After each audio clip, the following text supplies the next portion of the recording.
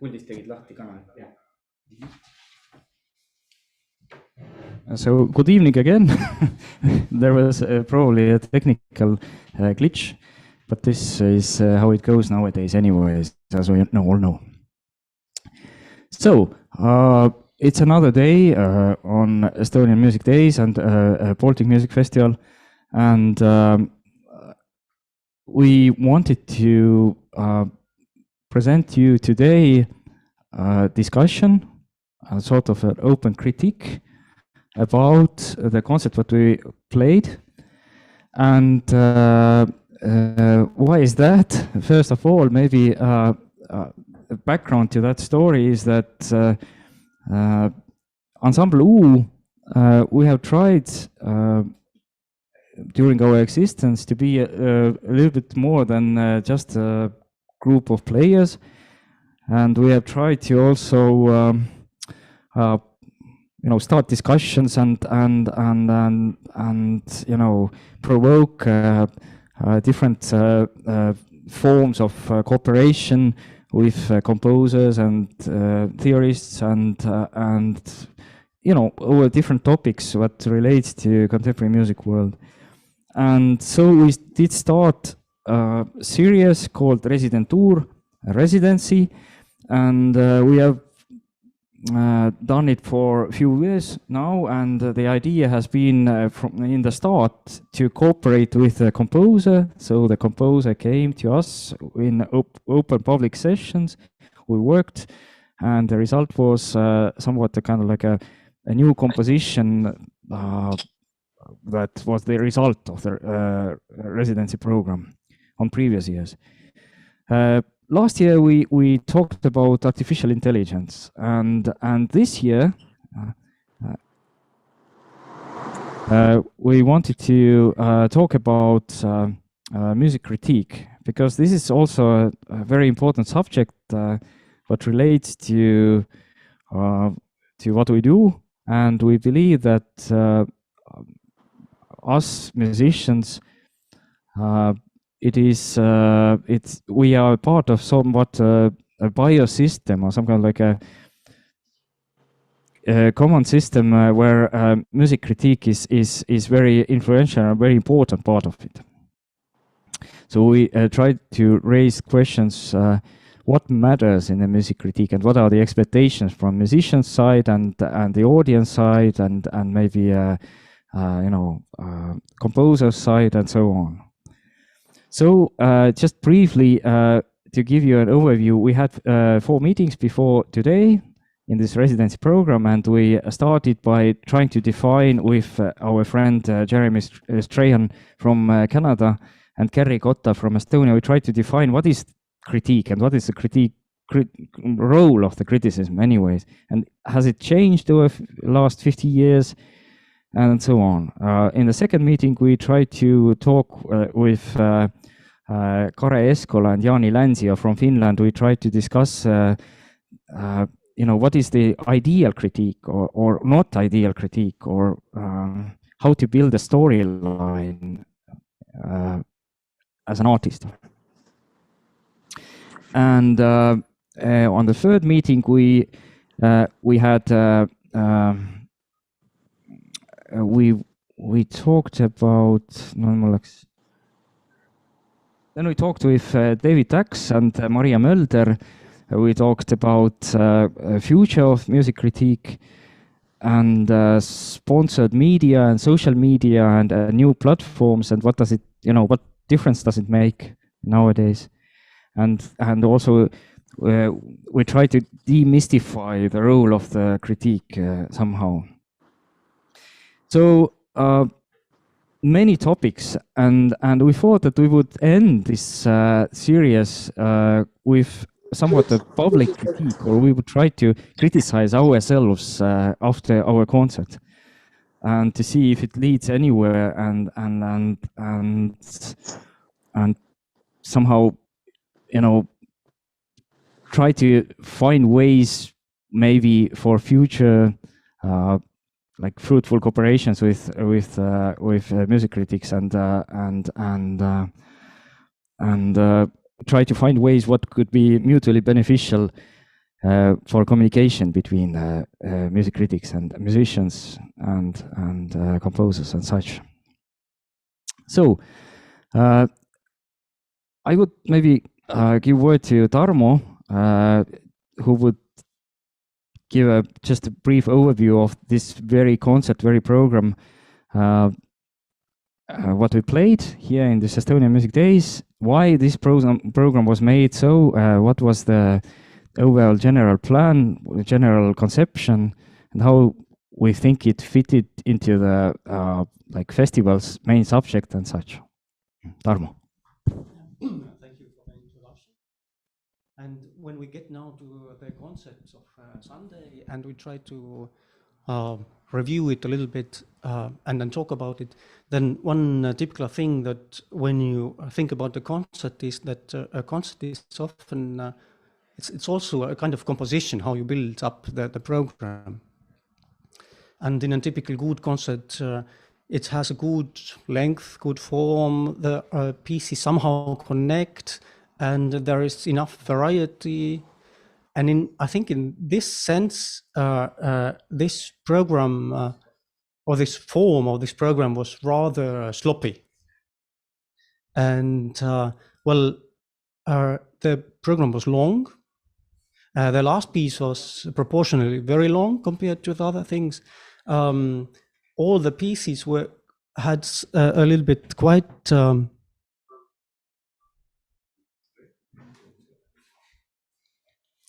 they were quite similar movement in how they developed, so quite sort of slow pieces. And well, when we get to the title of the program, the beauty of the deoxyribonucleotides, and we read the program notes that I wrote, partly, so that it's saying that U is tackling two tasks at once, one reaching back to the cancelled concert of the Estonian Music Days in 2020 that had the subject called beauty, and the other side is involving the Baltic neighbors. So it was a sort of program that was put together, so it was not built as one beautiful piece of work, maybe. But the interesting thing is that thinking on DNA, we put this title because we had to, something connected to DNA. But in an interesting way, now these molecules of DNA and these double helixes that are all everywhere on the logos of the festival, it somehow had a little bit of it. And we had two pairs of pieces, two pieces that were a bit more traditional in the new music scene, and two pieces that rose probably questions. And I think if they did raise some questions, then I think we succeeded at least in some things. Well, comments, and otherwise we can get to the pieces. I would like to also add that I'm very glad that today in this discussion we are joined by the composers Madli-Maria Gildemann and Antoine Beucher, two of the composers who were, and Arturas Bumsteinas is also online, I see, great. So, and also we have invited our friend Kadri-Jan Sumera to have some kind of like a side view on this this event today and to comment and to moderate the discussion. So maybe I would give word to Kadri-Jan just for maybe a general, what do you say, opinion about how the program was built, or how did it make sense overall? How the pieces were put after one after another, or did it make any sense for you in the like idea of this concept of the whole festival DNA? Do you see any connection with that? Well, actually, anyway, to put a real name to any concert or to any piece is a questionable thing. You can't describe music with words, really. So if we put the name of DNA or whatever, beauty or whatever to any piece of music, then it just adds something to our imagination. But we could put the different name and imagine something different. So actually, when I was listening the concert, I can't say I was really thinking on DNA. Although, of course, if you try to, you can find these double helixes in the Bumsteiner's piece for sure, because it was doubled, everything was doubled. And of course, there are connections between us and Baltic states. And but it's always some kind of not so direct connection. And of course, if there are premieres on the concert, then it's another thing. You can't actually never be really sure on the form, because you don't know what you get. It really actually will present itself at the concert. So I don't even think it's very easy to criticize the form of the concert where there are premieres. At least maybe if there are like 2 premieres, or maybe 1, you can predict what it will come. But you had, how many premieres did you have actually? 2. 2, yes. Oh, 3 actually, because I think that Bumsteiner's version was also a premiere, kind of, right? Okay. Yeah, I jump in, and I just would like to say that if you have any thoughts, any questions, any comments, then if you are taking part in the Zoom, please feel free to write in the chat in Zoom, or if you are following us on MTV or on YouTube, then you can write there, and Marika, our caretaker, will copy them to the chat, so we try to answer them in a good moment. So please feel free to join in with the questions. Well, then if I may, I would continue right away asking Kadrian, in your opinion, does it make any sense to put a festival title at all? Then if you are, if you know that there are premieres which might have nothing to do with the general title of the festival. Actually, the composers who are writing the pieces, they also know the title, yes. So no, they didn't know. They didn't. Oh, okay, I mean, because now it was postponed. Yeah, postponed, yes. And some pieces came later and so on. Yeah, but normally they do know for Estonian Music Days. Normally the pieces are ordered from the composers for this festival, and they actually do know. So it's actually up to the composer if they stick to the idea, and it can be inspiring, but of course it can also not be inspiring. And I think if you can't force the inspiration to be connected, but I think actually the titles are kind of pain in the ass always. You have to think on something that would sound beautiful and would add some thoughts and add some dimensions, but actually it doesn't translate really beautifully to the music. But so I'm always like quite like not bored, but I'm it's a problematic thing if somebody asks you, how is your program called? But still I think the name is kind of good thing for the audience, because even if the music is never so directly connected, except for, I don't know, songs or where the text is really present, then still it adds a possibility for imagination. So if you are like feeling bored listening to the pieces, then you can at least think why this name, this title. Maybe you can imagine some pictures. You mean you were bored? I didn't say that. I said, if you are bored, then the pictures can help you. And if you're not bored, then still it can add some dimensions. Yeah, but honestly, were you? In moments, yes. May I ask right away why? Well, maybe first of all, because I just had a concert 2 days before and I was just tired. The second thing is that maybe I'm not a really big fan of super minimalism, although I was watching what was lacking for me, like telling about the titles. Then actually, I would have liked to see the poem about which the last piece was written. So maybe it would be a good idea to know the words about which you kind of contemplated, and yes, but actually, it was just I was too tired after my my own concert and after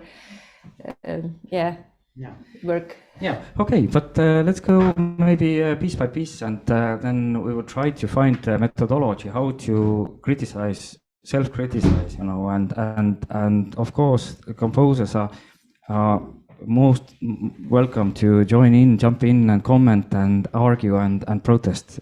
I think it's this is how this evening is meant. To have this kind of friendly discussion and argument if needed about the music what we all love. Okay. Kellele see kõige esimene jäi?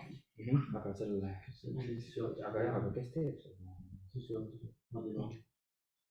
Oh, so okay, good. But then let's go maybe in the order of the program, and Madli Maria, would you be so kind and introduce maybe briefly your piece and what was the background and how how it all came to life? Yes, hi everyone. So very shortly about the piece. So it's about Roald Amundsen's polar expedition in 1911. And it was more like a very abstract soundscape about the feeling this biography or this book about this expedition evoked in me. The strange situation with this piece was that, as we mentioned before, then it was supposed to be performed last year, but I didn't manage to finish it. So when the announcement came that yes, it will be performed next year, then I was first actually secretly very happy that I will have all this time in between to develop it properly. But then other projects came in between, and it happened that the same topic kind of seeped into another composition for an orchestra, which was also about polar expedition, but about the Scots expedition, a British expedition group. And interesting, like correlation between those stories is that Amundsen's expedition group was just 5 weeks ahead of this British group, so they were actually racing to reach the South Pole, which is actually like an interesting thing because I didn't intend to connect those two pieces. But this is just like a background story or fun fact. So yes, my idea was just to evoke this feeling of this loneliness that a member of this expedition could experience in a very lonely, dark, and undiscovered area. So I tried to find my own tools, how to like create this soundscape. But because I had such a long break between, because I had such a long break due to this big pause in between, then what happened with this piece was that it was extremely difficult to come back to it. So I had great difficulties into kind of refeeling the piece, also especially time-wise. I completely, at some point, lost the sense of time in this piece. And at least personally, I could hear at the concert that is very clear that this piece has kind of a strange ending, or that it has this place where it's like cut into two pieces, that I didn't manage to connect it properly. So maybe this is the part that I, as a composer, was a bit unhappy with, but this is completely related to my own writing. And of course, I had the chance to work on it more. but I am happy with the sonic expression of the piece. Yes. So I'm very curious how the audience perceived it. And I'm happy to hear your comments about it and your experiences. Thank you, Madli. Yeah, it was lovely to hear you. One question from the chat is that it would be very interesting to see the scores. Is it all right for you if I show the score and share the screen? Yes, absolutely. I'm fine with that.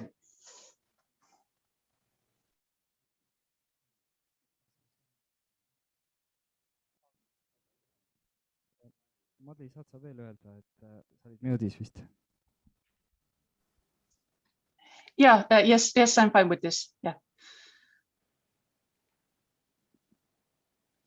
Okay, so if it's okay, I would maybe describe from our side how it felt to work with the piece.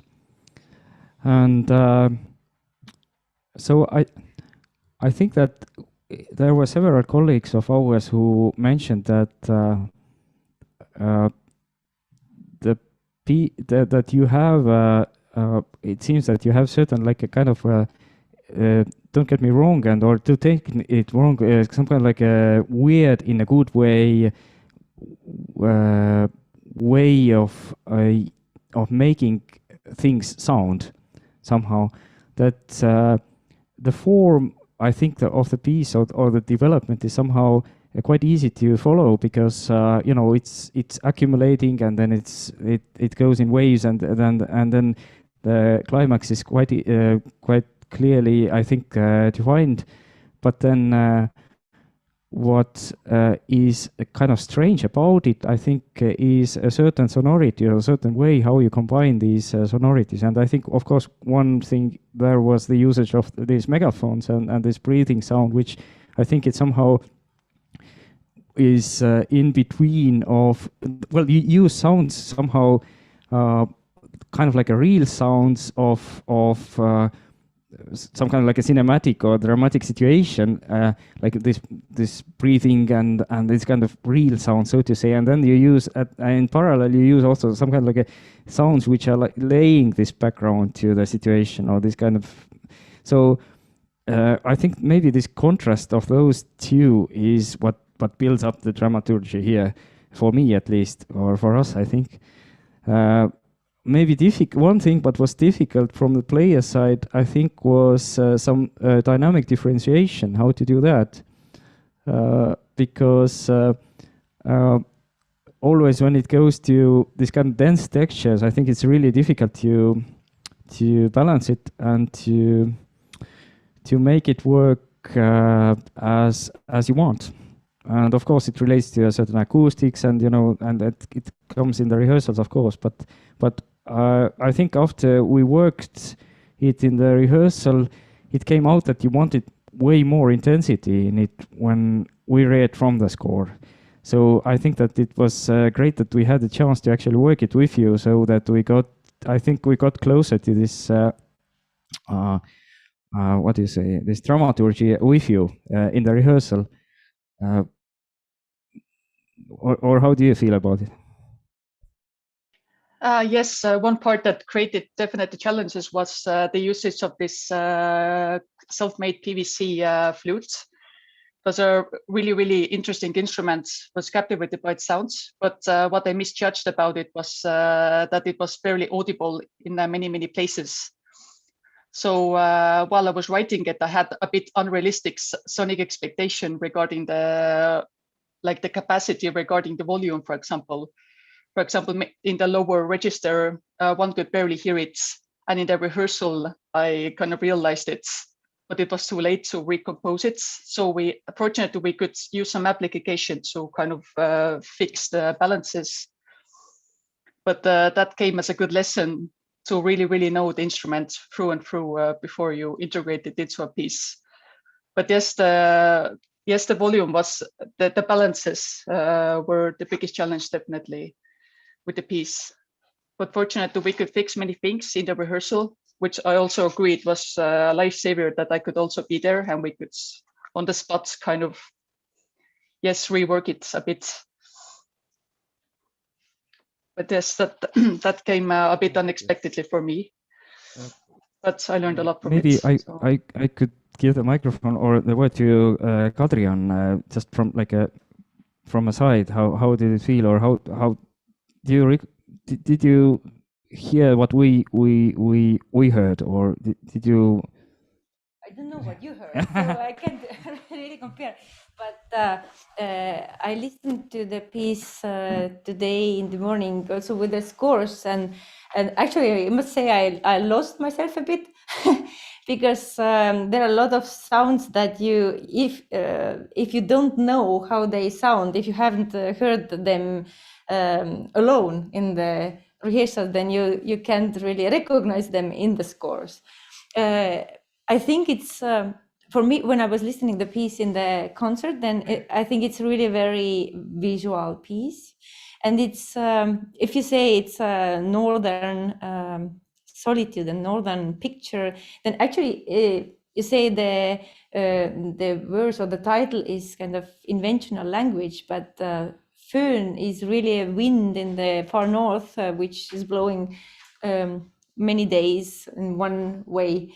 And actually, I really had this northern picture when I was listening. And when I think back to the time when I played also one of your piece, where also the megaphones were involved, and which also actually described the nature picture, then I think it's great actually how you can combine this seemingly very lifeless instruments like megaphones or like I don't think piano or violin or cello are lifeless, no, really, but these kind of tubes they are. We don't think of them as particularly musical things, but they awake to life in these pieces.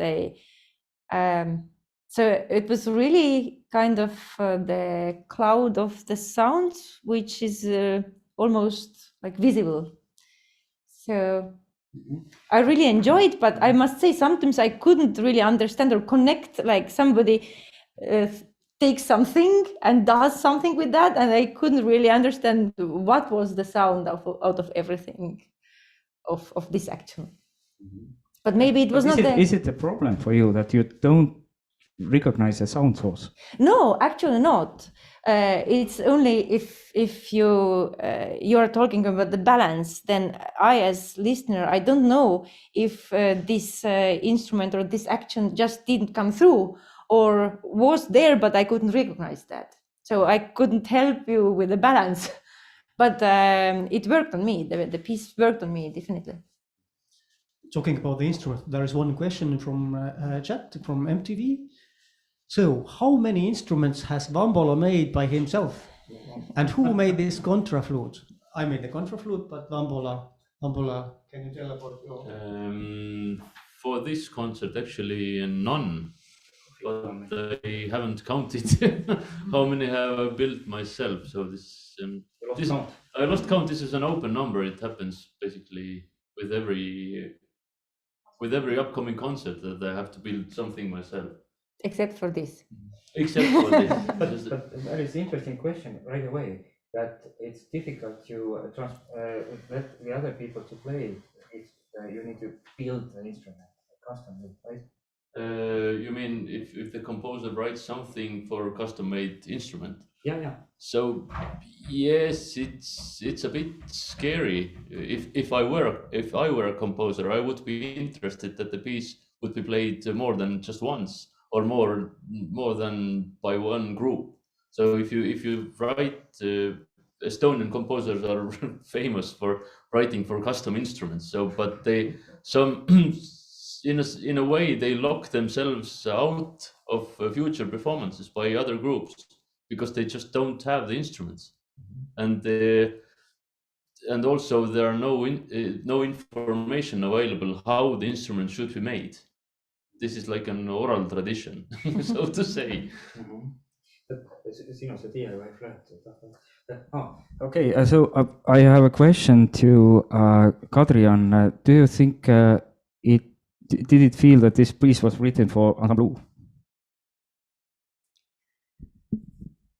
Well, kind of yes, because you are open to do all of this, but I don't think it's so impossible for other this kind of ensembles. Yeah, no, but I think it maybe it requires the composers talking in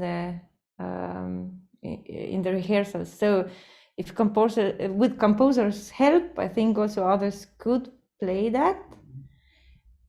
But well, actually, it didn't feel as written for you because you didn't play all of you. Yes, you didn't play in the yes, no clarinet there, so it was not really written for ensemble U.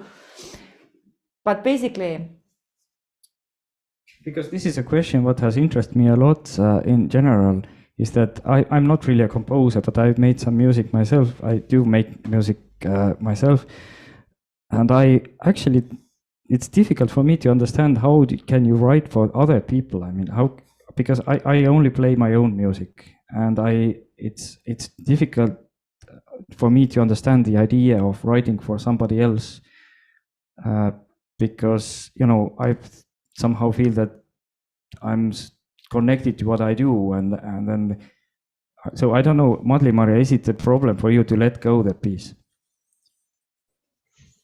Well, it's definitely beneficial to know the ensemble who's already who's going to play it. For example, for me, it's extremely helpful if I've heard in the past already this ensemble performing other pieces, because normally when I write, then I would have very vividly the players in my mind. When I write something, I directly write to that person in my mind if I know the ensemble. But otherwise, I don't normally have so many problems with this. I mean, as long as I feel that I can trust the players, it's all good. For example, if they're a professional ensemble, like Ensemble U, for example, then I never have issues with this specifically. Just concentrate on the music. And more I'm worried about myself, whether I as a composer have enough skills to communicate what I want the piece to sound like. For example, the way I notate something or describe the piece to the players, whether I'm doing it, communicating it correctly. Because if you create the music, then it's extremely easy to assume that others also understand it the same way, or they know what you're talking about. But you can end up talking about completely different things without even realizing it. And this is maybe the most dangerous part. But as long as it's possible to attend the rehearsals, I think this problem is also solved. But it definitely shows some skills actually from the composer side, if it's possible for an unknown ensemble to play the piece as the composer intended without the presence of the composer. At least for me, this is the kind of a goal that I'm trying to reach at some point in my life, at least. I don't necessarily have to attend the rehearsal anymore for the ensemble to understand me. but of course, it's much easier if there is already one recording. So if somebody has played the piece with the composer, then the next group can already at least create a picture of the sound. But this is also an interesting question before we move on, because it's related to the next piece as well. For me as a musician, for me maybe the most important thing is my connection to that music, and actually I don't worry about the others who come later, I must say, and I actually wouldn't even want people to listen to my recording to take a reference as a reference, because this is not what it is about for me. For me, it's the relationship with this very piece or this very sound where something starts to happen, I think. But then again, I absolutely accept and I understand your point of view that you want to create something which exists after you are not there anymore. I think it's also a different thing a bit if you have a piece which is a little bit maybe simpler or which doesn't use so many unexpected instruments. Then for me, it's also I prefer to prepare myself, only me and the scores and my companions, my partners. And actually, I don't want the composer to tell too many things before I have really studied the piece. And after I have studied, then I don't also want that he changes the things. So actually, mostly if the score is kind of more classical, so that I don't have the questions where I really don't know how to understand it, and then I would prefer to do the work without a composer, because I think the score lives its own life. But of course, with the pieces like Madli's, where there are so many new things, I think there are not so new for you, yes, but still kind of instruments that maybe unexpected. I don't know. Then it's helpful. Composer is there. Yeah. Yes, like No, I also. Yeah. Can I say a joke which is politically very incorrect? I guess I may. We have caused so many scandals, we lost count, right? So, there is this joke among new music players that a good composer is a dead composer, because, then you can, rehearse with, calm and no problem, somebody coming to disturb you. But of course, it's I want to underline it's a joke, not to be taken literally, of course. But thank you, Madli Maria. I'm happy we had this opportunity to work with you, and I hope we meet you again. And so, if it's okay, we would maybe move on to our next piece. I see that Arturas is still with us. How do you feel, Arturas? Would you want to introduce your piece in a few words, a little bit? What was it about? Hello. Can you hear me? Can you hear me? Yes. Because my internet connection is not very good. I know. I didn't hear everything what you were talking about. You want to hear something about my piece? Well, it is very simple piece. The kind of music I want to write. I hear myself with a delay, and that makes thinking really complicated, because some kind of feedback is yes. So the piece is based on the archive of voice recordings that I'm collecting since several years already, and there are about 40 people, 50 people singing the names of their medication, singing the Latin names of their chosen medication. And I'm using that source for pieces to be based on. And I did also not only pieces for instruments, but also sound installations, pieces for radio. And when it comes to adapting the archive to the needs of musicians, I am mostly interested, in general, I am interested in removing myself as a composer from making most of the decisions, and more concentrating on creating the situation where other people can be brought forward. So I mean, even the choice of the pitches, the durations, are not decided by me. This is coming from the person whose voice recording is being used. So as a composer, I'm not making a decision what note is sounding when. I completely trust, I put my trust on the participant would agrees to contribute, to cooperate with me, and to present his voice and his inner music towards the purpose of being employed in very different situations, really. And so this is the first step of me removing myself from making decisions.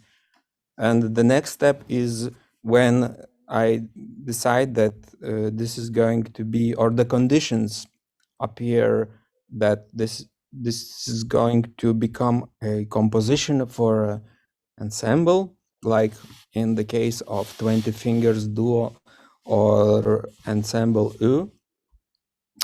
Then I try to concentrate on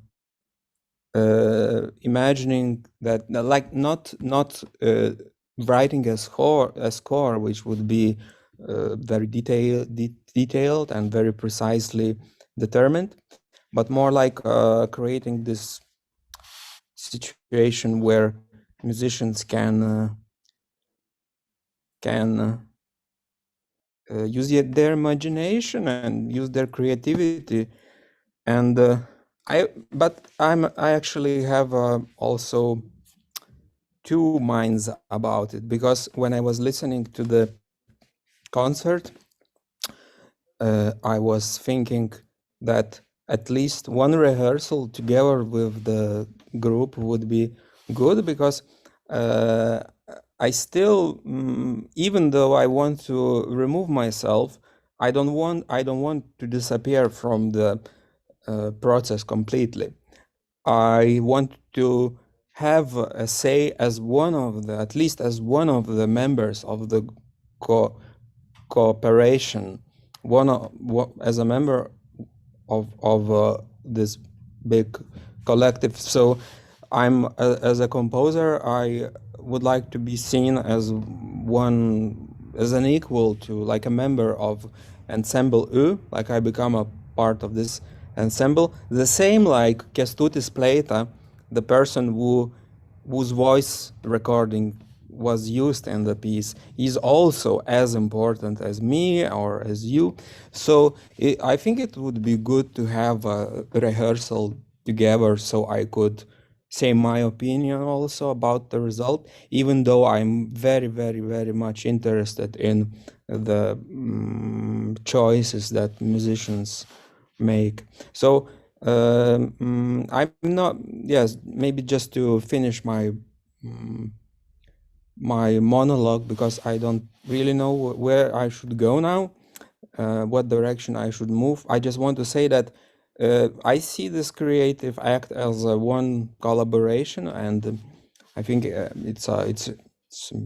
everyone should have his say and influence the result. And yeah, I don't know. Does it make sense? Yes, thank you. That totally makes sense. But yeah, you say that you would love to be at least in one rehearsal. Was there something that you missed in this performance? Sorry? Was there something that you missed in this performance, or that was lacking, or that we maybe understood wrong? There were some things that I didn't agree with, some choices you made. I would rather avoid them because, for example, when it comes to the very expressive playing, I understand that this comes from my score, this instruction score that I wrote, where I said that the music that is played by musicians should be as much influenced by the voice as possible. And so there is a voice, and there is a musician who hears the voice and copies it. And I wouldn't like to stand in between this and disturb much of the communication between the source and the input and the output. But as I said, it's being performed under my name, and it makes me feel that I have some kind of right to put myself in between, in this chain, in the middle of this chain.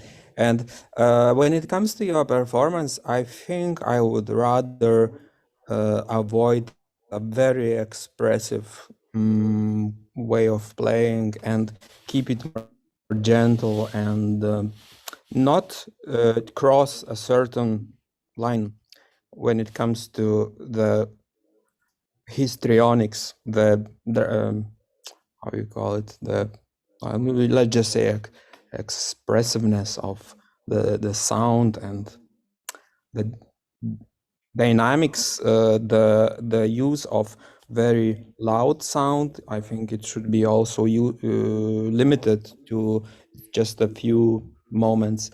And what I also didn't understand was the choice of fading out the voice sometimes, because in the score I wrote that there are two possibilities of playing the piece. One version is when you let the audience hear the voice, and another version is where you don't let the audience hear the voice, so you use headphones and only the musician hears the voice and the audience hears the output of the instruments. And you chose to do it both ways. Also audience hears the voice and then audience doesn't hear the voice. So I don't know, maybe maybe for some people it's maybe even better that you get both experiences, but I think that it should be when it comes to my taste and my preference, I don't want really to promote my taste. There's nothing special in it, and there's nothing, I don't want to emphasize my aesthetical preferences and to really promote them. So I don't want to really criticize your choices. I really enjoyed the performance. I found it interesting, and I heard very nice feedback about it, which makes me happy. But if I would be given the chance to say something, I would. This is what I would try to maybe influence in the process. Thank you. Very interesting what you say. Just for those who have not maybe possibly seen the score, is it okay, Arturas, if we share it for the others also in the screen? Sure. If I understood you right, it's okay. So yeah, of course. The score basically it's quite minimalist in that sense that there is not so much information given, but the main instruction is that there is a recorded voice, and so the player, the instrumentalists are, well, it's decided by the composer in this version when certain instrumentalists should play and try to imitate as well as possible the sound and of the recorded voice, pre-recorded voice. So yeah, not so much information that you see. This is basically the whole score here, plus the recorded audio. And yes, we did take the decisions to bring it in and out here and there. Yeah, so maybe Kadrian again. We would use a second thought here. Yes. Well, it was very entertaining in the beginning when you don't really understand what what you are doing. Cello was beginning long, yes, and then you understand why you like what after what you play or what you imitate, and it was partly funny. Maybe really it was sometimes too funny. It's kind of it's for me it was entertaining for most of the piece, but it was a time where I thought like, well, now I would like somebody to play really in tune. So but you realized that the transcription was, yeah, sure, there but was no Transcription whatsoever. You know, right? I didn't realize really how much it was, if it was written from composer, but I didn't think actually. I thought it was kind of reactional. I didn't know if you made your dictats and if you wrote your parts, or how closely or you really worked on that, or how much you just reacted spontaneously. Actually, to comment, we actually spent hours of writing it down. We 4 players each. We had our own way of marking down the score. Some of us used some apps. Some used only pure solfeggio training. Okay. And everyone had his or her own way to write it down. Yes, and you were also different interpreting in. So somebody was funnier, somebody was more serious, somebody was maybe more, I don't know, classical. And of course, with the marimba phone, you can't do this. This was an exception, actually. Yes, while the other players were allowed to play and use alternative techniques, the marimba was the only one who was composer's decision to play it conservative way. Yeah, just but anyway, you don't have quarter tones on marimba anyway. So. Also, in the beginning, we tried different ways how to play this. I tried like to play without nothing, just with the listening, the voice, but actually it became so like frustrating. Really, it was very frustrating. Very tense. Yes. The failure was, yes. Play a game of the nerves. And finally, I just had to basically all to write down.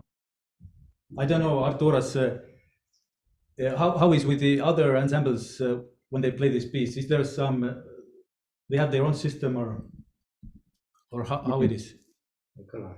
I would like to ask you if it is possible to take a snapshot of the scores that you made and send me if this is possible. I would really like to have them in the lyric archive. And when other musicians play it, they are doing it as they find it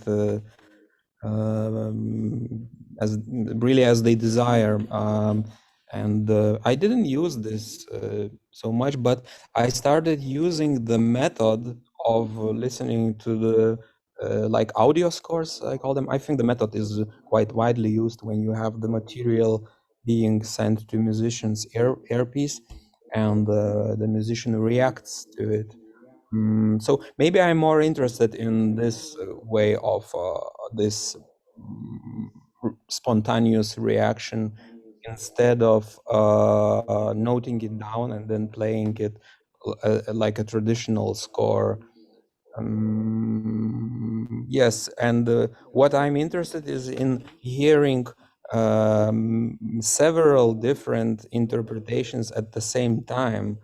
And if musicians are playing together, if they rehearse and during the rehearsals they prepare the scores and they coordinate them, then the effect of this spontaneous heterophony, it disappears a little bit. So I'm really interested in hearing this parallel melodies being played at the same time, and this music, which is basically the same kind of one direction, but when you look closer, you hear that there's a lot of microtones, microclusters, different rhythms, and I think that it is better to play this kind of piece by spontaneously reacting towards the impulse.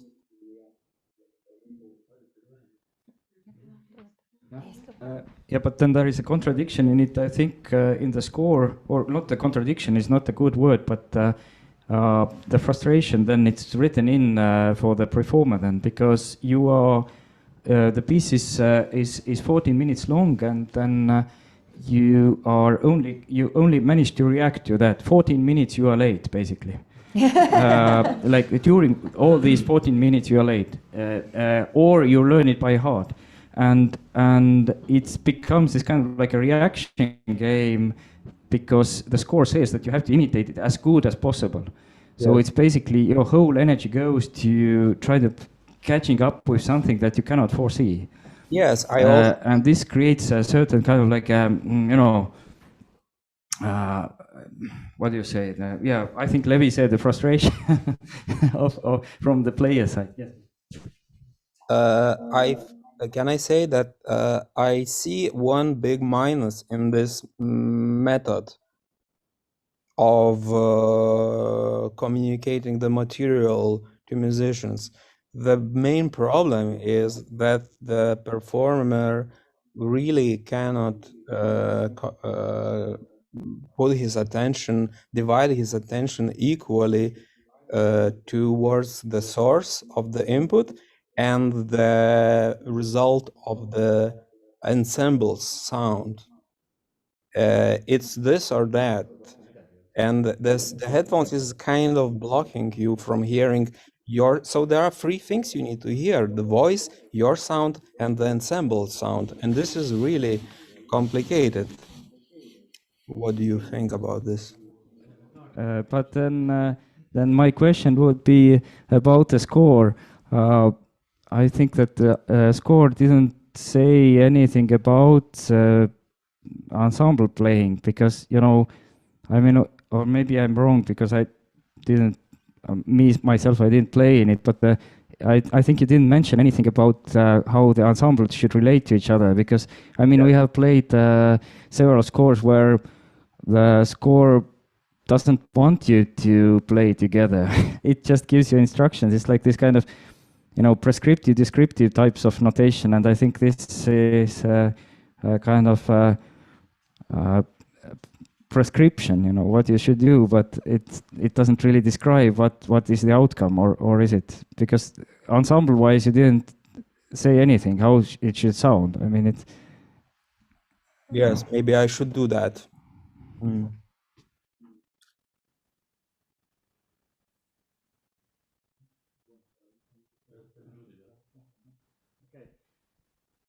I think what we heard, what we heard in this piece, I think that for us there was some kind of like a strange contrast between the text, which is in Latin, of course, and nobody understands anyway Latin. Let's agree, at least among us. It's a less Catholic country here in Estonia, but then. There is some kind of like a certain holiness that comes into the game right away with these Latin words, although we know that it's just merely, you know, the names of the medicaments, right? And then this soundtrack, what was produced, this was also some kind of like almost like a church anthem or something, at least for my ear. And so this contrast of this amateur singing and this kind of, why we made these fade outs and the ins was because we saw these different levels in the relationship with this material, that there was this kind of absurdity in it, and there was, yes, it was funny sometimes, and sometimes really tragic, you know, and sometimes we realized that when transcribing something which is so unstable as this amateur singer's voice, it comes to a very infinitely complicated situation, you know, with these microtones and 16th tones and very complex rhythms. And this we also thought it was interesting. That's why we presented it. We're going back and forth just to present these different layers, what this paradox presents or this paradoxical situation, just to describe what we try to do. And jump in with some questions from chat that partly we already addressed. One person writes, this brings back to the general topic, interpretation of the sometimes minimal scores. And I think this is exactly the case, that it's a piece that it brings up questions. There are so many things. What is it, and how it should be played, and so on. So I think this is definitely written into that. And then a general topic from the point of general criticism. What was the unsuccess or success of the pieces, interpretations, and performance, and the context in the program of the concert and the festival in general? So yeah, and in this kind of with such pieces, I think this is actually extremely interesting, that it is very hard to say what is a good interpretation. Was it played well or not? And this is also, I think, part of it. I think that if we talk about music critique, I think we need a reference point, right? We need, if we want to judge something or evaluate, we need a reference point. If you take some kind of like a classical music piece, there are different times and different fashionable ways of playing it, different decades, but we have some kind of like reference point, right? But what is the reference point to experimental music? Is it how can you even judge it? What is the the etalon? What is the point to address to? I think it's a very interesting question here. But now maybe we should move on to the third piece in the program by Linda Lehmann. And Vambola, if you go ahead. Yes, this was probably the piece which rose the least of the questions. For obvious reason, I would like to go back a few minutes when we were talking about the composers who would want their music to be played, because Linda Lehmann is clearly one of those composers who want their music to be played. She's a textbook example of a composer in a way, because she has a really great web page with all of the videos and links to the scores with her music, and the scores themselves are really well prepared. Actually, in the very first draft of this program was actually another piece by one other composer in program trio, also for piano, percussion, and cello. But we had to, after some talks, we had to reject it because of the sheet music was so bad. We just couldn't play out of it. So sometimes it feels that that the composers somehow don't pay attention to that. Not attention, but they don't care about so much of the sheet music. But for us players, it's the main source of information about the piece. So don't underestimate the value of a decent score. So this score was really professionally made, and everything was clear, and we could read it right away. Everything was written in clear language and clear signs, and probably it was the easiest piece from this program to read and to understand. My daughter, who is a flutist, she commented the piece that this is a piece which also is appreciated by the audience, who is not necessarily a new music audience. So it was like, in a good way, a so-called softcore contemporary piece. So everyone could listen it. I don't know. Maybe Kadrian, you what's your angle about the performance? Because we have our own opinions about it, but as an audience member. Yes, it's the same. It was very nicely hearable. It also woke some visual like elements, but not so many questions. So, and it's funny that listening to that, I enjoyed that. But afterwards, I found it hard to say anything really about this. It's kind of really the piece that really works. It's pleasant. It takes you with you, but it doesn't have so, which is good and bad also. It doesn't have such corners which kind of irritate you. So sometimes if there is something that you really don't like, but you can remember that afterwards. So you want the piece to raise some questions? I don't know. It's just I found it hard to say anything very clear about that. And I listened to it again, and I again liked it, but I still don't know really what should I say when I would criticize. It was a really nice hearing experience with really nice balance, I think, of your playing. Thank you. And yes, and I enjoyed that. But at the same time, I think we have to realize that this piece was not meant to raise conceptual questions. Yes, that's true. It doesn't have to. Yeah, and I think that in that regard, the form was maybe the most clear in this piece. It was called Silhouettes, and I think it was very clearly somehow like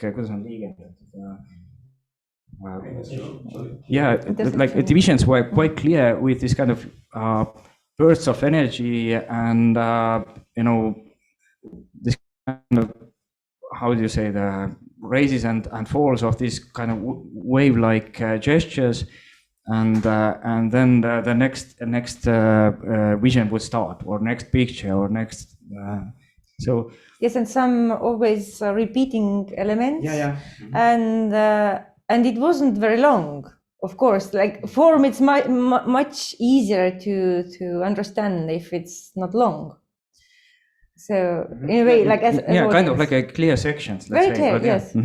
There was a question in the chat somewhere. How do we keep time, or how do we manage it inside of the ensemble? Because we don't have a conductor, and here maybe it's a good moment to talk about that. We talked about possibly playing this piece. Well, we work two ways basically with this ensemble. One is that we try to conduct ourselves, who can, at this point, and then we write it into the scores, the moments to watch who. And the second version is to use our secret weapon designed by the programming genius Tarmo Johannes, who has created this special app for us, which is a freeware, but he can maybe introduce it better for you. Yes, it has turned really useful in many pieces. It doesn't work in many others. I can show you the web page shortly. It's called V-click, for visual click. And if you look for my web page, and there's the page for the V-click central server that sends signals over Wi-Fi to all players, and they have an app in their phones. And this is what we used in 3 pieces in this program. It has its advantage, obviously, and it has its disadvantage, of course, because now we have already practiced it quite a lot, how to play with this click, so to say, this visual blinking click, which can be programmed to accelerate and and slow down, and everything can be programmed in. But at the same time, it is still basically a metronome. It's a click track, and it's sometimes I feel that we get while playing this gesture like Yes, I feel that our problem is how to overcome this metronome, what we see visually blinking, that how to get back to this spontaneous gesture while still having this click in the background. I think this sometimes we succeed and sometimes we fail, and sometimes it stays kind of like static because of us playing with the click. And I think in this layman, one of the biggest challenges was that also how to kind of keep this organic gesture, what is written into this piece. Yes, but I think we kind of managed with it because sometimes we follow the metronome, sometimes not. So it's just simple as that. So we keep track on it, but and we can depend on it, but also we can just override it in a way. All right, I think let's move on to the last piece in this program, and that probably rose the most questions. And it is a big challenge for us to play. And then we had a great rehearsal with Antoine Böcher. He's also with us here in the Zoom meeting. And also we have already one question in the chat that maybe I will ask later. But with this piece, the one big question was that what is it? Antoine, if you would care to join in and tell your view.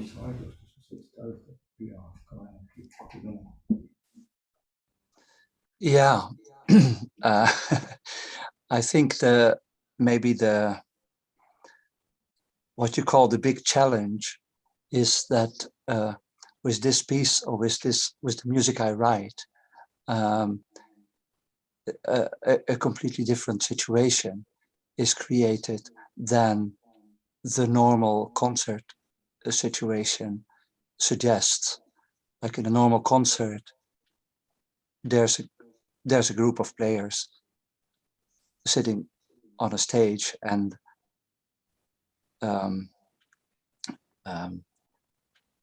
performing something in that is addressed to the audience. It's meant to be reaching the audience, and the audience. So it's like, here's the piece made by the composer. Here's the players who have a kind of intermediary role of conveying that to the audience, because the end goal is an interesting listening situation, like an audience observing or enjoying a kind of sonic product or a sonic thing that is in front of them. And in my music, it's really very different. So my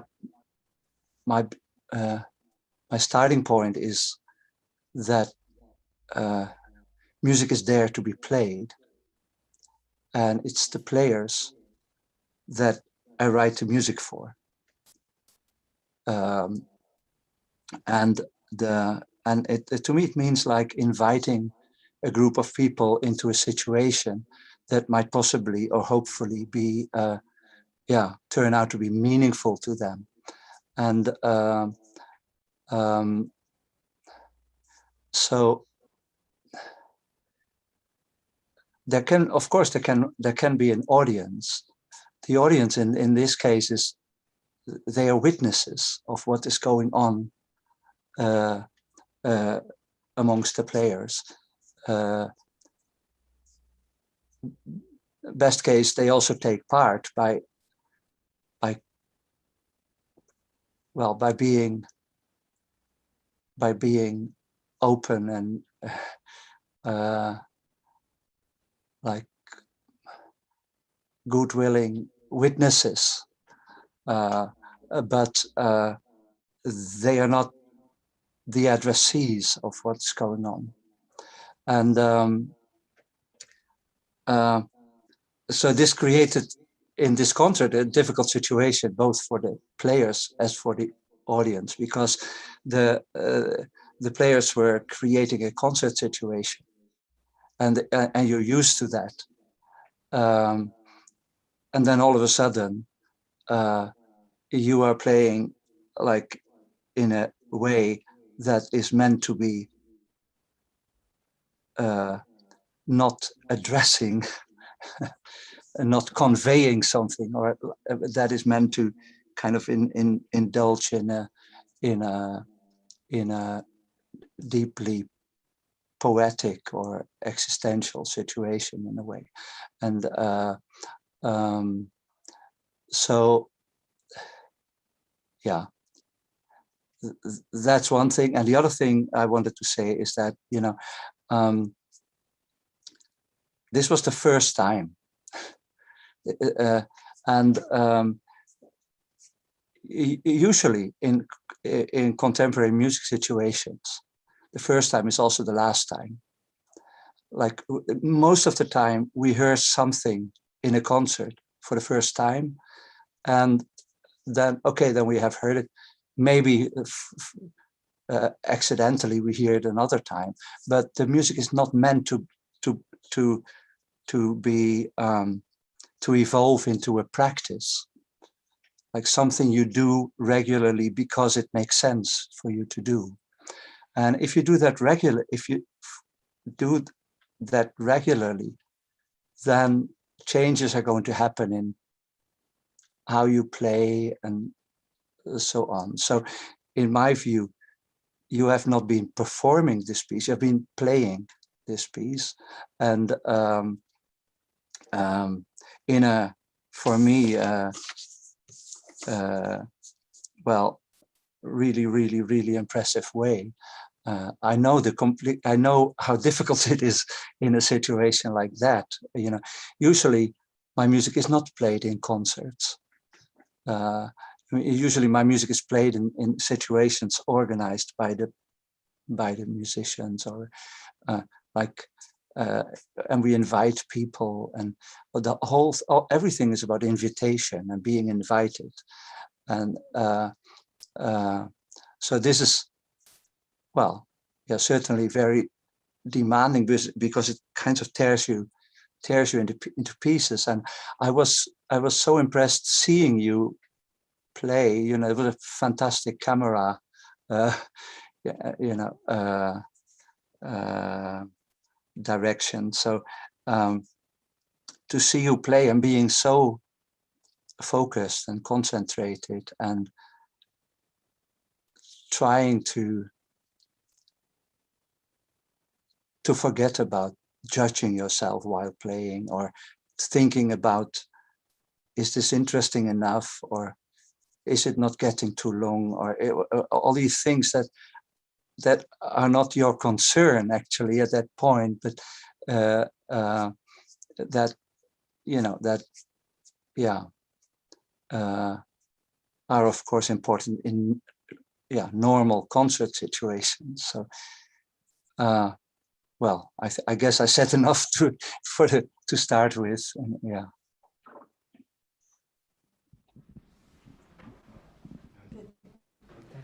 Yeah, as a player, I mean, the most difficult thing playing this piece was just to take time.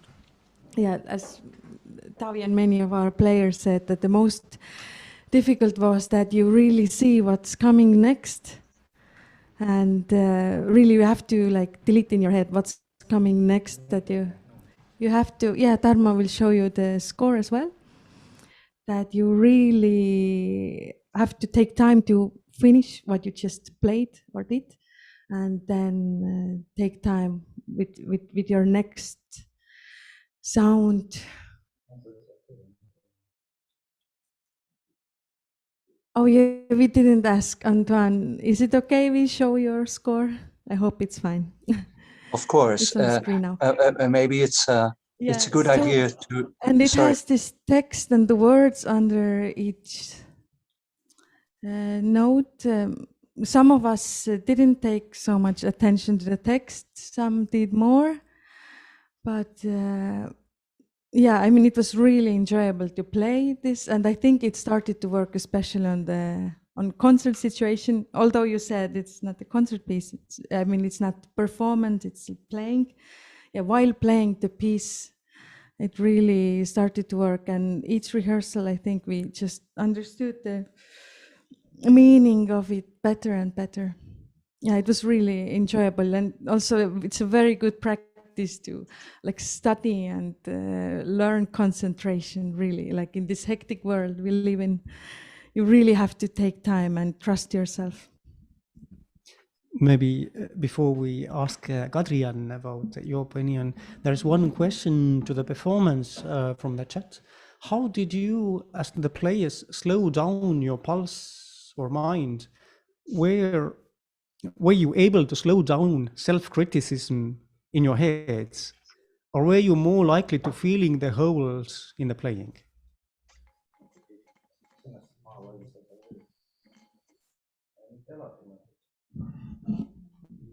It is a difficult question because it is a difficult, not difficult piece, but difficult situation. From my point of view, we didn't make it actually in the rehearsals because it's not a rehearsable piece. You cannot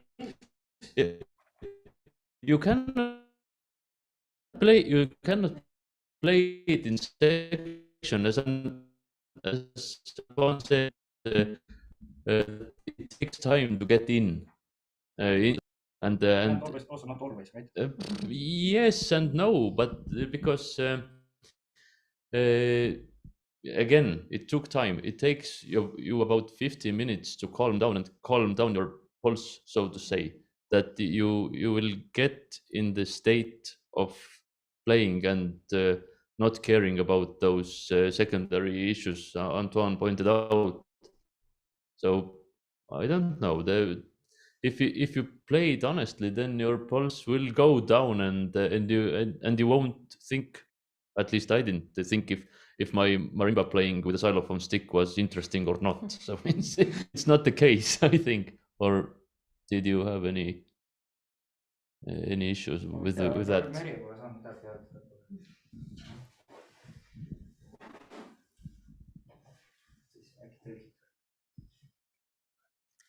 Kuidas pulssi alla saata? Mina panin endale selle tekstilehe tegelikult sinna noodi peale, et siis sellel hetkel, kui teised mängisid, ma lugesin seda teksti, neid sõnu. Kas sa näitasid seda ka, kus oli... Okay. Meanwhile, I'll translate quickly. Merje said that how did she get down the pulse, and what Merje did was that she took the text, the poem by Rumi, and there's also one question later about it, and put it to the stand, and while you were not playing. Ja sellepärast, et mina mängisin alles 7. leheküljel esimese noodi. Yeah, since the first note of Merje was on the 7th verse of the 7th page, that is many minutes. Teine asi on keskenduda ikkagi kuulamisele, nendele helidele. See aitab tegelikult alati. Et kui me oleme enamasti nagu sellest noodis kinni, vaatame nagu seda, kuidas öelda, sellist, see on see parema ja vasaku poolkera asi vist või? Et sellist konkreetset infot, mida ma pean tegema. Teine asi on see, kui ma lähen sellesse protsessi sisse, ma kuulan, olen lihtsalt selles helis, mis tuleb mulle sisse ja ma ei analüüsi, kas ta on hea või halb või mis selle taga oli, lihtsalt lasen tal tulla. Et see aitab tegelikult maha rahuneda. Muiduks see oli hea. And the second thing is the listening. So really concentrate on the sounds and also the score. When we usually are used to get information and use our intelligent side of our brain to read and to perform it, then now it was as a source of inspiration, and there was no analysis in that sense. And this was the things that helped to calm down and bring the pulse slower. Ühe asja tahaks veel öelda, et minu arvates ikkagi ei ole surnud helilooja, parim helilooja. Et meie õnn just on nagu tundma õppida neid heliloojaid inimestena ja tegelikult kui mul on nagu selle inimese, kuidas öelda, isiksust nagu silma ees, on mul ka palju lihtsam teha seda asja. Mary added that she disagrees with the thought before that the dead composer is the best composer, and it often is very helpful to have the contact and also the image, and then to visualize the composer and then play the music. And I agree completely with Mary. Also, the one rehearsal that we had with Antoine, it changed over the web. It changed completely our approach to this piece. But that said, I would say that I was struggling with still with this question of the memory a lot, because I think many problems come from this memory side, because I don't think we can actually. At least I don't believe I could be in this only in this very moment. In my understanding, we are in somehow some kind of like attention window where we remember just immediate past or more, what happened before, and then we also plan ahead a little bit, even just a little bit, just for the action what you are about to do, just technically, right? So I was struggling a lot how to deal with this memory issue, because as Antoine said, don't worry about creating meaningful form, because this will happen anyways in a way, and I agree with that thought. But it's really difficult to switch it off, this kind of intuitive form, creative side of you, where you feel something is somehow needed, but maybe that's how Antoine words it, that I don't need to especially make immediate decisions. What you said about how to calm down, of course, this piece is kind of completely free. So not calming down, you also could play it fast. But I think having not played quite so minimalistic things, but also some very long cage with time brackets. What I felt was that actually that's not my responsibility to think if the audience is bored, isn't bored. I just watch my time brackets and I do my action, and it's fault of cage if everybody's sleeping afterwards. So I didn't feel very much these bad feelings or bad conscience of not playing further but of course now it was your responsibility not to play. It was no time brackets, yes. But as listeners, I experienced two different feelings, because I was listening on the concert, and afterwards when I discovered that Tarmo had sent me the scores, and then I watched it again. And on the concert, definitely I thought the same, that it's something very much for you, for the players, and I felt a little bit excluded. And I felt that it's something that really can clean the eyes and mind of the players. But since I didn't have any information, I didn't know the poem, I didn't know the structure or any idea what is actually written in. So every verse has the structure, yes. And I didn't know what to expect. I didn't, you didn't know how long it would be, but you had the verses. So you knew how far you were in the text, but I didn't know anything. So I was just sitting there and not knowing anything. And actually, after 25 minutes, got a little bit nervous, not knowing if I can go home ever. but then afterwards, watching the same with the score and reading the poetry, then I had two other actually feelings with that.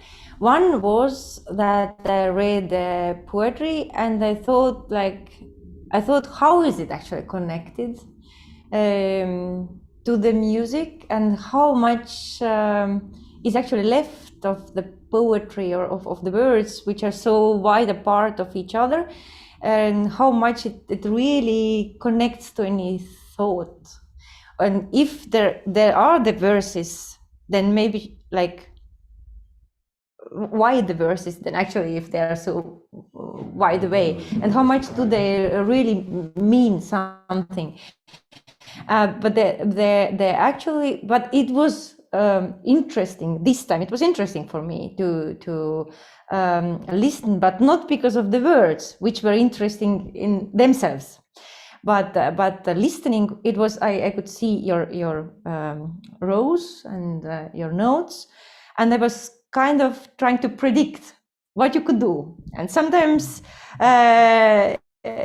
it came something that I could expect. Sometimes I was disappointed. I thought, like, why the same register? Like, why no sharp? Like, why you play just exactly what I see? Why didn't you put any other? Yeah, but this is, I think, it's exactly what the score does us with the comma, the linearity, or this kind of narrative, or the sentence, so to say, the longer sentence. Then this helped me, at least. Then I forced myself, or I put myself into the situation of curiosity rather than expecting something.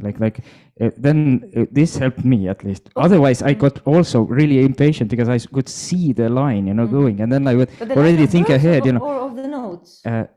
Both, because you see them, and then you get anxious because you already kind of pre-composing stuff, and if you manage to switch that part off, I think then we succeeded.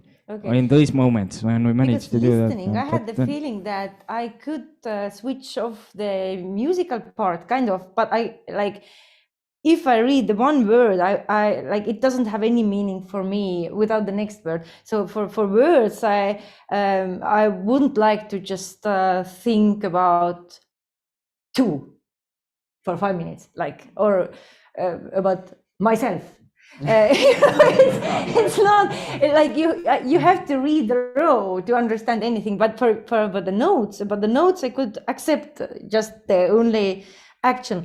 But then again, it draws another question to me, that how much is it actually honest to say it's like evolving from the vibrant silence, but because of course your modern ensemble with the long history already, you have your reputation to hold. You cannot just play just normal beautiful tunes, yes? So you're like, I thought how much you are thinking, like, what I'm doing next, like I can do this, blah, blah, blah, then I can do shh, then I've got my own trick. You don't know the trick, yes? I have to put this trick in. So in a way, I was like looking you guys making a lot of tricks. And then it's again not really maybe what the author was thinking, but it was interesting then again. It's extremely interesting, but to say, Gabriela, thank you. There is one question to Anton, and it seemed that you wanted to add something. Some person was asking that, can you tell a bit more about, if I read correctly, the concept of your work originated from the ideas of the Sufi poet Rumi. Please tell us more about this, and then please feel free to add what you feel. Okay.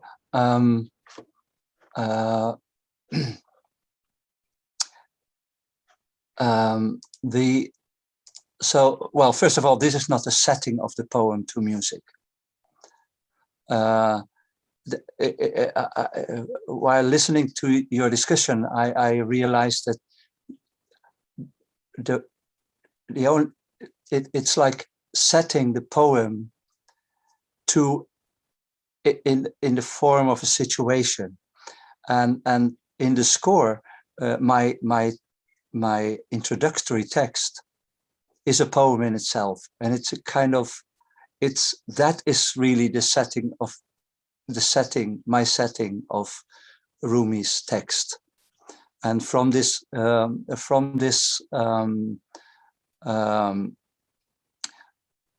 introductory text, this was my way of hopefully turning the poem into a musical situation, and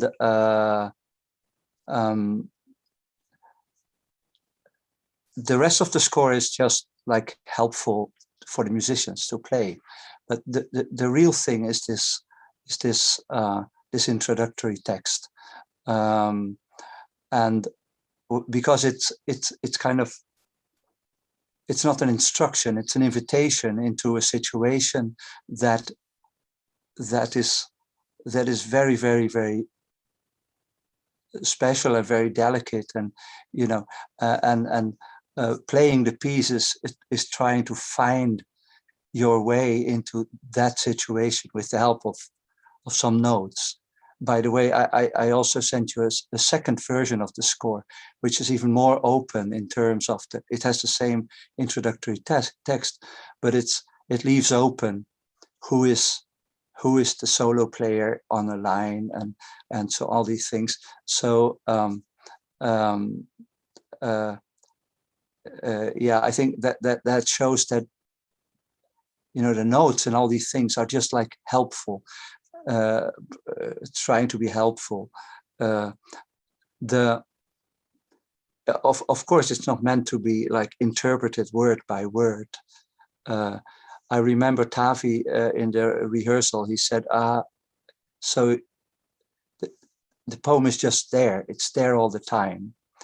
And I was glad to hear Maria saying that she had the poem on her desk to, you know, it's not about this word, it's not about or it's not even about fire or like more intense words, but the poem is there and the text is there. It's like in small print under the notes, but it's not like, yeah, and the text is also where the pitch is derived from. I just took when there's a word that had letters that are also names of musical notes, E, F, G, then this became the phrase. But then I said you can add accidentals or, you know, play in any intonation. So in the end, you're moving away from the fixed. So, but I think the real setting or the real transformation of the poem into music is all in this introductory text.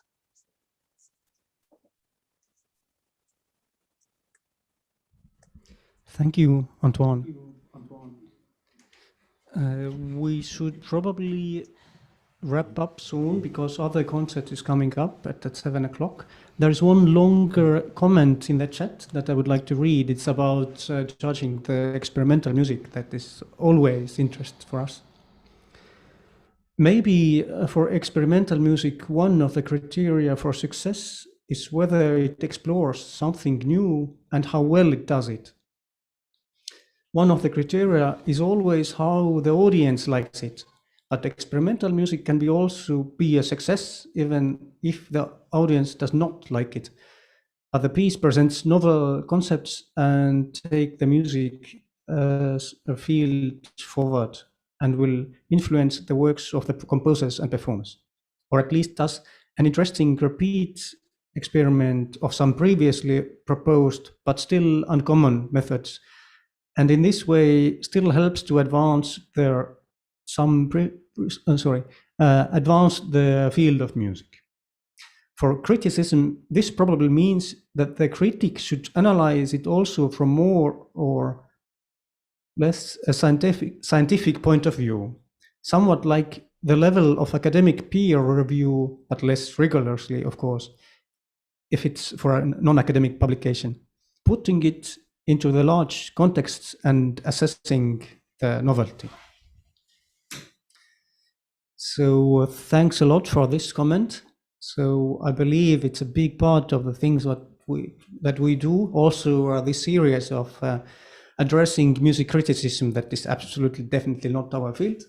I hope that we could maybe ignite, if I use Antoine's words, some sparklers, and some things may change and there is more discussion. And I'm sure we'll continue the discussion immediately after this official meeting ends.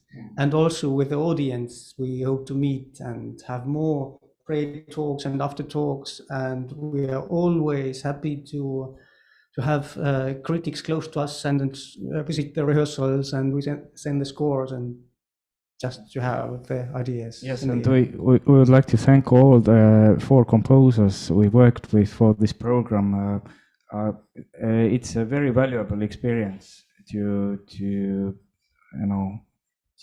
live, actually, and also the critiques who bother to write and to discuss and have to argue with us. I think this is also very valuable for us.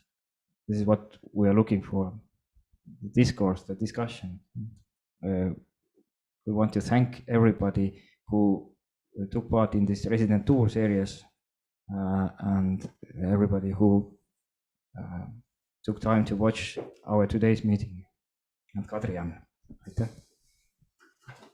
Thank